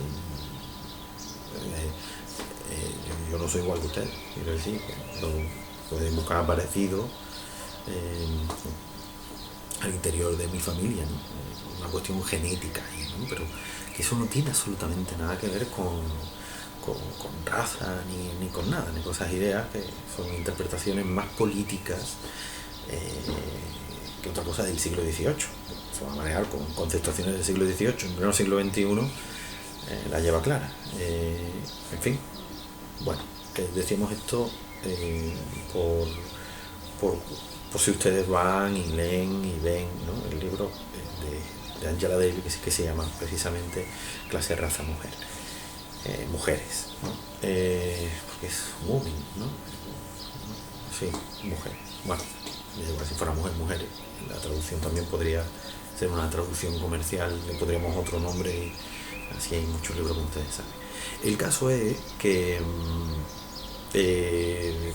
por no extender más la la clase, todas estas cuestiones hay que tenerlas presentes a la hora de estar pensando en los tipos de relaciones.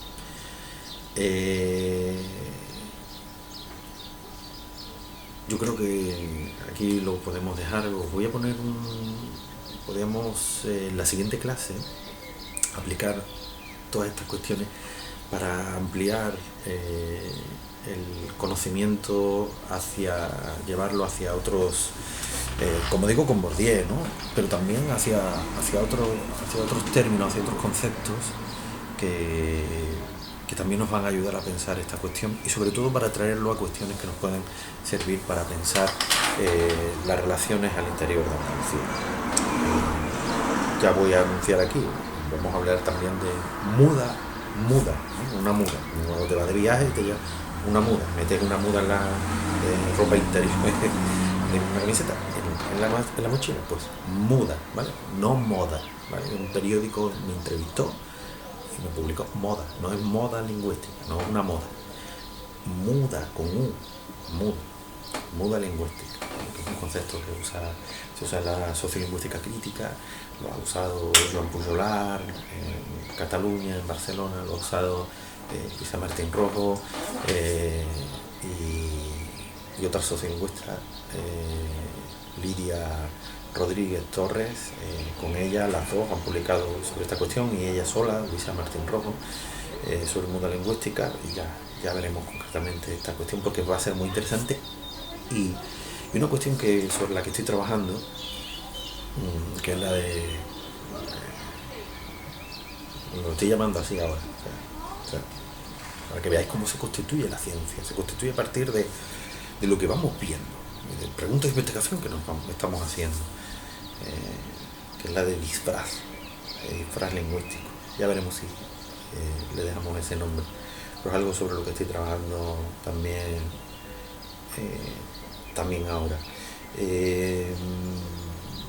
Pero en relación con este tema de la muda lingüística, que nos va a ser fundamental para entender cuestiones que muchas veces planteamos con respecto a Andalucía. Quería acabar la clase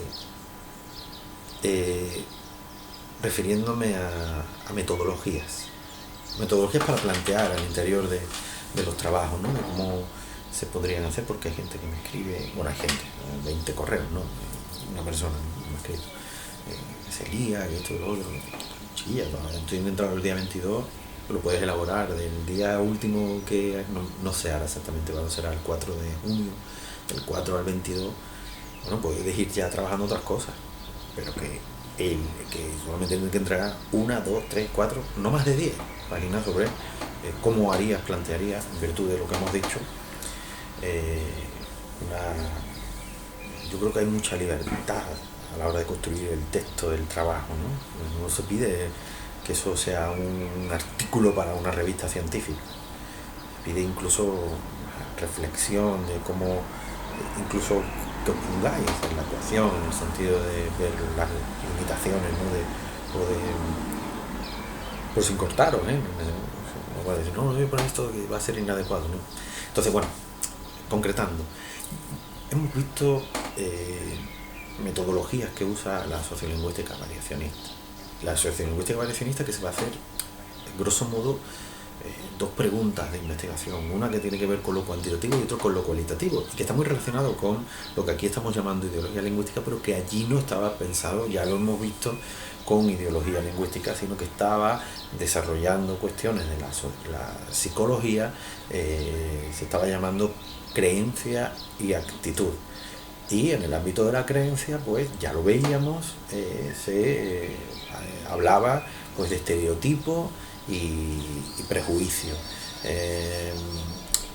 Eso es un planteamiento muy vinculado al ámbito de la psicología, que no nos permite ver cómo funciona y cómo se actualizan las relaciones de fuerza intergrupales. Esto es una cuestión de trayectorias intelectuales, no es una cuestión de etiquetas, es una cuestión de conceptuación. Y esas conceptuaciones, como están, hay que verlas, hay que ponerlas a dialogar con las trayectorias intelectuales, bueno, pues no podemos hacer colapsar una y otra. Así que ya lo dijimos en su momento, es un primer nivel interindividual, pero que no nos va a permitir. Y esa es la limitación. Pero bueno, para que veáis ahí ya lo dijimos, bueno, pues se usa la encuesta cualitativa para poder indagar. Pero como ya también problematizamos, la encuesta genera una situación de encuesta, decíamos con Bourdieu, ya decíamos, ¿cuáles son las metodologías de la sociolingüística crítica? ¿Qué metodologías va a usar? Bueno, pues si aquí ya estaba usando metodologías que se usan en la psicología, también se usan en la investigación que se hace en enfermería y también se usa en investigación que se hace en sociología cuantitativa, pero específicamente toman herramientas de la psicología. Lo que llama la atención, lo que es inadecuado, más que llama la atención, para no quedarnos en la anécdota, diremos, lo que es inadecuado es pensar en un área de estudios que no existía, empieza a existir, que toma unas herramientas, que se va conformando conforme se va haciendo y que solamente se diga son válidas las herramientas de ese momento histórico, pero no el de ahora. Eso es inadecuado. Eso hay que quitarlo de la cabeza, porque eso supone que el fin de la historia llega hasta ahí y tú ya no estás fuera, y tú que estás fuera de la historia aquí como un espectador que va al cine y está viendo una película que te es ajena y por lo tanto nunca vas a poder entrar al interior de, y si entras al interior de siempre reproduciendo lo mismo, y es que así no es ni cómo funciona la ciencia ni lo que requiere la sociedad, que no funciona así, ¿vale? Entonces, herramientas que toma la sociología, la sociolingüística crítica, sobre todo de la antropología, también de la sociología, pero bueno, de la antropología. Bueno, pues herramientas que tiene para estudiar con los hablantes y con las hablantes, eso que llamamos la etnografía, que va mucho más allá del trabajo de campo, sino también va después está relacionada, la etnografía es el trabajo de campo y la interpretación de los datos obtenidos en ese trabajo de campo, y por tanto su también escritura. O sea, pero no es la escritura solo, no es la interpretación solo, no es la obtención solo, es todo el conjunto de todas estas cuestiones, son elementos que conforman la etnografía, ¿vale? Es el trabajo etnográfico, el trabajo con los hablantes, con la única realidad que tenemos a nuestro alcance. Entonces, en este tipo de sociolingüística, en la sociolingüística crítica, muy centrada en lo interaccional, en lo situado, también denominada etnografía sociolingüística crítica etnográfica, sociolingüística crítica etnográfica he dicho, ¿no? Sociolingüística crítica etnográfica o etnografía sociolingüística crítica. En este ámbito de estudios lo que vamos a encontrar es, o vamos a basarnos en nuestro estudio, con independencia de que usemos para aproximarnos a una realidad la encuesta cualitativa. Y cuando digo cualitativa, porque no estamos pensando en ítems, ¿no? De sí, no, o queriendo correlacionar en sus preguntas de investigación cuestiones que correlaciona la sociolingüística variacionista, con independencia de que usemos la encuesta cualitativa para aproximarnos, que también se puede hacer, para establecer una planificación, lo que vamos es a tener, en primer lugar, es la participación, la observación participante. Tú estás ahí, entonces tú eres un elemento más de la ecuación. Esto no es, Lavaux lo llamaba la paradoja del observador, pero tienen ustedes que tener en cuenta que estos investigadores era la primera vez al interior de este tipo de estudios que estaban haciendo esto. Entonces muchos de los planteamientos que están teniendo en cuenta son problematizaciones, son preguntas, son cuestiones que incluso dan cuenta de la honestidad y la honradez que tiene que estar siempre presente. Esto no se trata de el ojo de Dios que todo lo ve, se trata de decir, hay una cierta paradoja tal por una concepción lingüística, sobre todo de corte cartesiano, que ha conducido el proceder científico, que puede ser muy válido en cuanto a la representación científica del ser humano por aquí, la naturaleza por allá, esa dicotomía que también es construida, pero que ha conducido los estudios científicos, pero que cuando llega al siglo XX y específicamente a la sociolingüística, bueno, plantea este problema, y que lo va a denominar Labo como la paradoja del observador, ¿vale? Pero que aquí se trasciende. Ustedes son un elemento más de la interacción, y eso hay que ponerlo sobre la mesa. La cuestión aquí es que tú no has llegado a esa pregunta de investigación que has hecho de la nada. Tú has llegado a esa pregunta de investigación por algo. Tú eres un elemento que puede ser incluso distorsionador para aquello que quieres, y eso hay que ponerlo sobre la mesa para que tú misma puedas interpretar tu papel al interior de el momento interaccional, el momento con respecto a todo lo que tiene que ver con la interpretación de los datos, y el momento de dar cuenta de todo ello. Por lo tanto, aquí también hay un factor autoetnográfico que va a ser importante. La observación participante implica estar ahí, pero estar ahí, aunque no hables, también eres un elemento que participa. Es un elemento más en la situación, porque quien está ahí, aunque te pegues 3 años en un sitio observando, no pierde de vista, aunque pueda bajar la guardia, ¿no? Y ya tomarte como familiarizarse contigo y demás. Se requiere mucho tiempo para, entre otras cosas también, que haya una familiaridad entre las personas que estudias y las interacciones que estudias y tú, ¿no?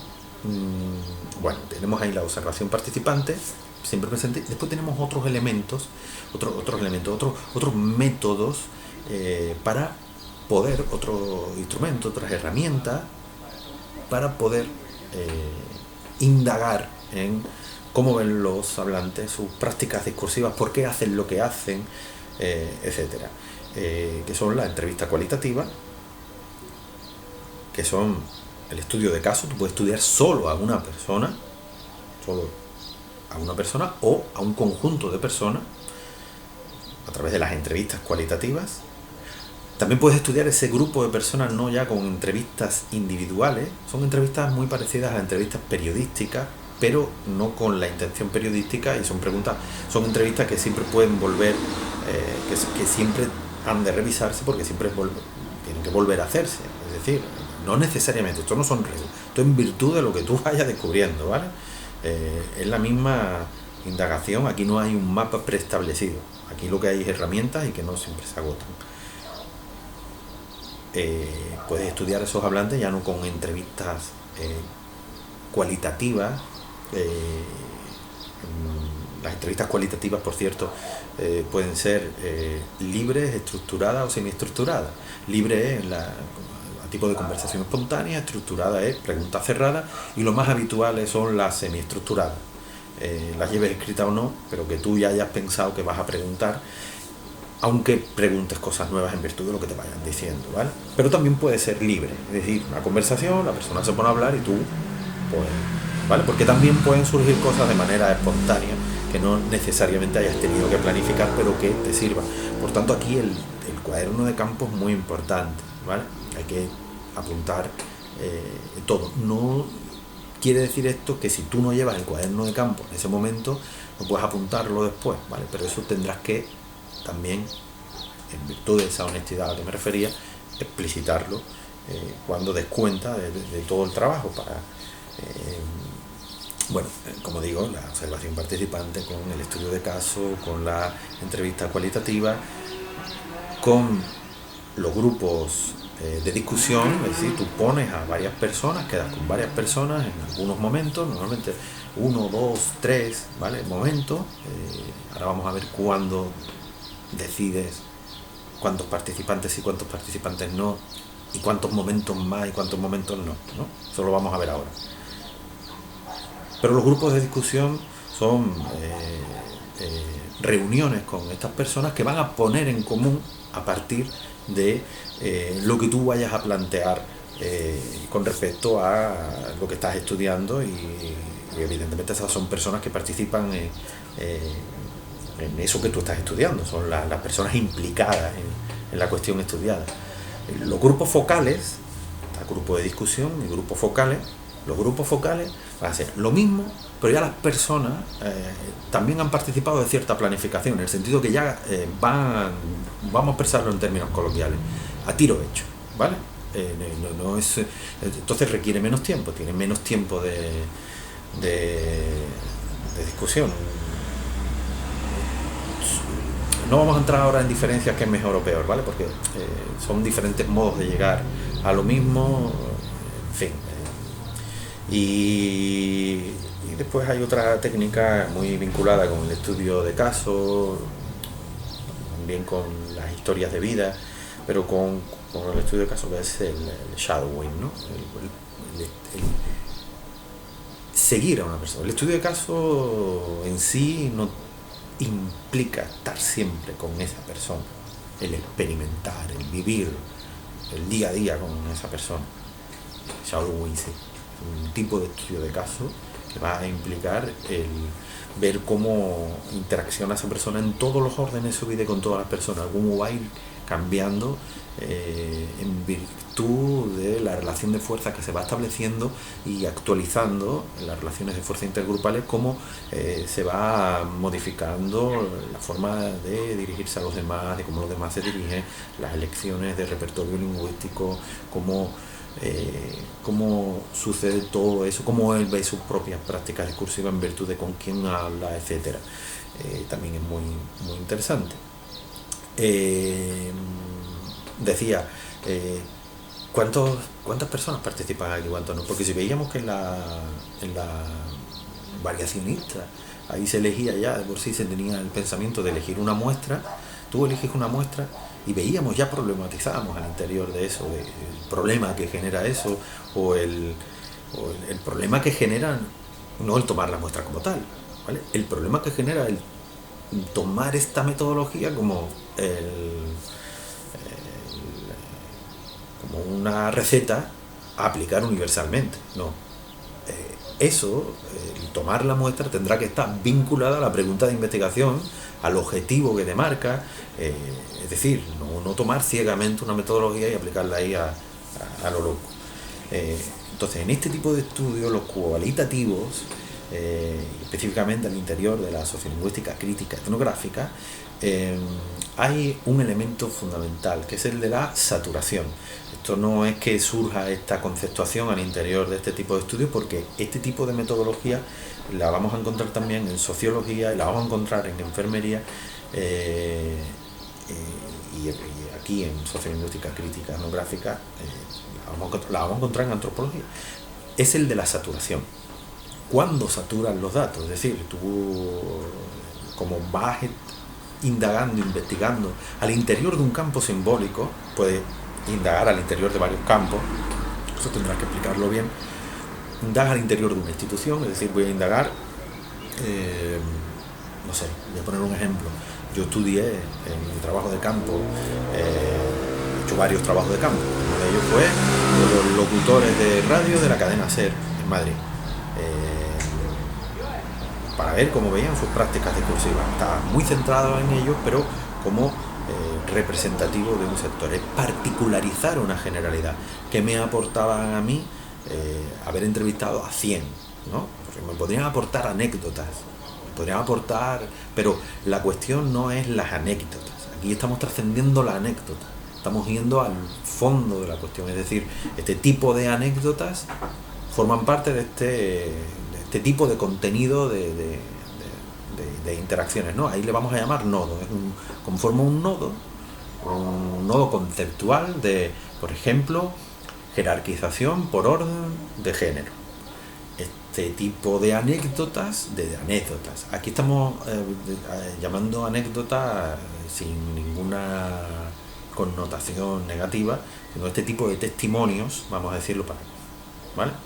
De testimonios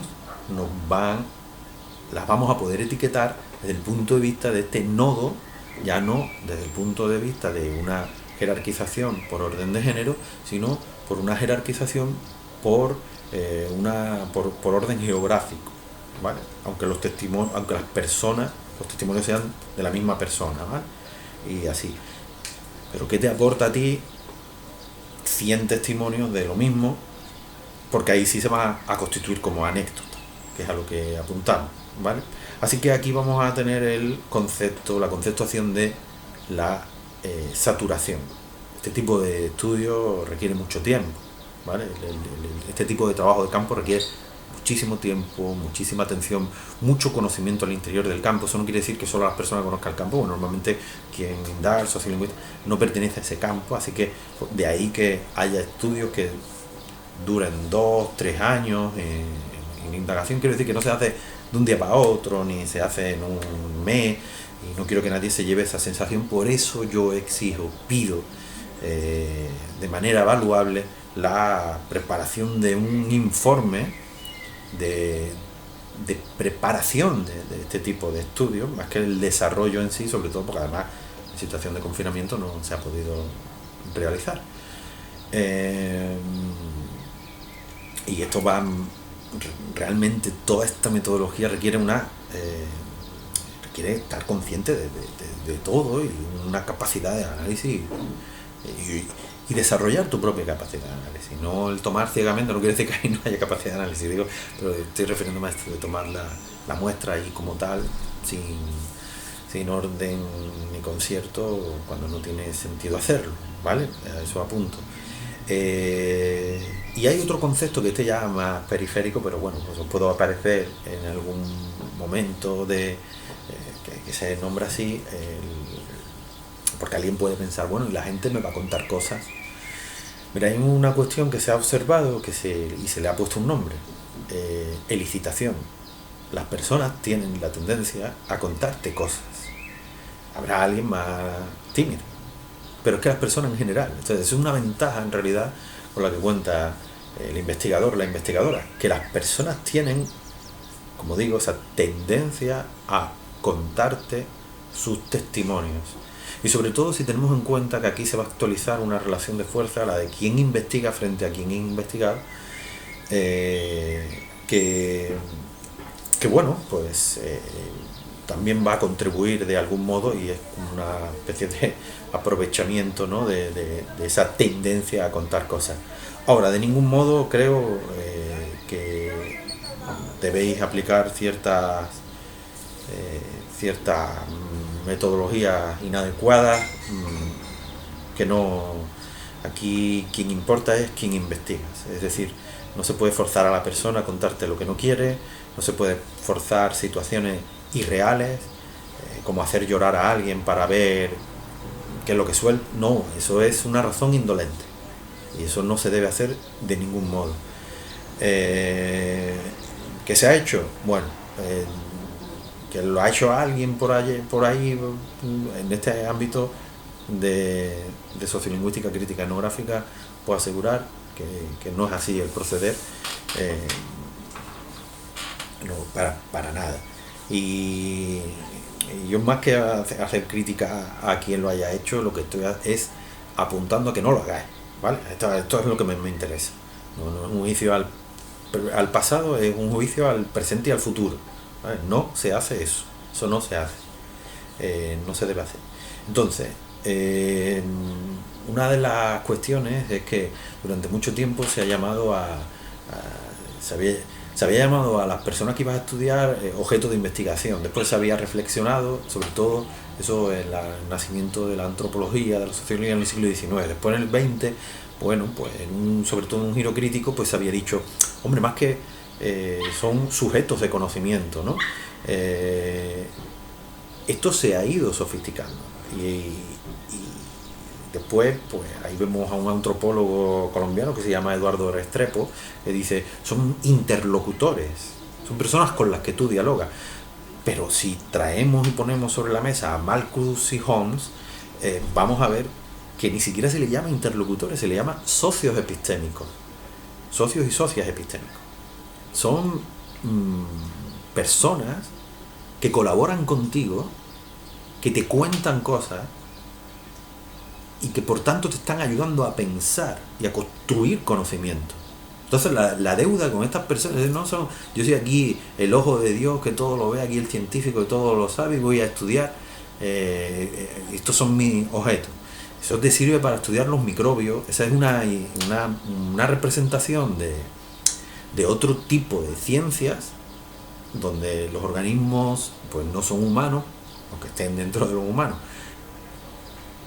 que se ha llevado a un ámbito de humanos estudiando humanos como si los otros humanos fueran ahí microbios o virus y no es como si fuera un laboratorio y estos fueran pues los elementos ahí del laboratorio y no es así. Así no estamos en el siglo XXI, ya no estamos pensando así, ¿eh? Son un pensamiento obsoleto y atravesado de una razón indolente que vinculamos a otros tiempos y que no se deben seguir reproduciendo. Así que ya no van a ser ni siquiera ni objetos ni sujetos. De hecho, a lo que tradicionalmente se le ha llamado objeto de investigación, aquí no lo estamos llamando objeto de investigación, lo estamos llamando, lo estamos nombrando como aquello que objetivamos para nuestro estudio. Porque el objeto lo genera el investigador. O sea, el investigador, la investigadora, es quien crea el objeto de investigación dentro de la realidad, del continuum llamado realidad. ¿Vale? Así que de objetos a sujetos de investigación nos vamos a interlocutores o socio y socia epistémica. Bueno, yo creo que ha quedado aclarada la cuestión y que ya a partir de aquí podéis pensar y establecer vuestras dudas, seguir participando en el foro que yo leo para después hacerme una idea de cómo vais también, y si alguien tiene una necesidad de que yo le escriba ahí específicamente porque se esté quedando, aunque no me lo esté diciendo, se esté quedando con muchas dudas o muy perdida con algo, aunque no me está dando esa sensación de que haya nadie, pero que no me dé la sensación, que no sea consciente de ello, no quiere decir que no suceda, pues que me lo diga claramente, ¿vale? Se trata aquí de aprender, esta es la oportunidad de hacerlo conjuntamente de manera al menos formal en esta asignatura. Bueno, nos vemos en la siguiente clase. Espero que estéis bien, que todo siga bien y que tengáis una buena jornada, ¿no? Unos buenos días. Buenos días, buenas noches y buenas tardes.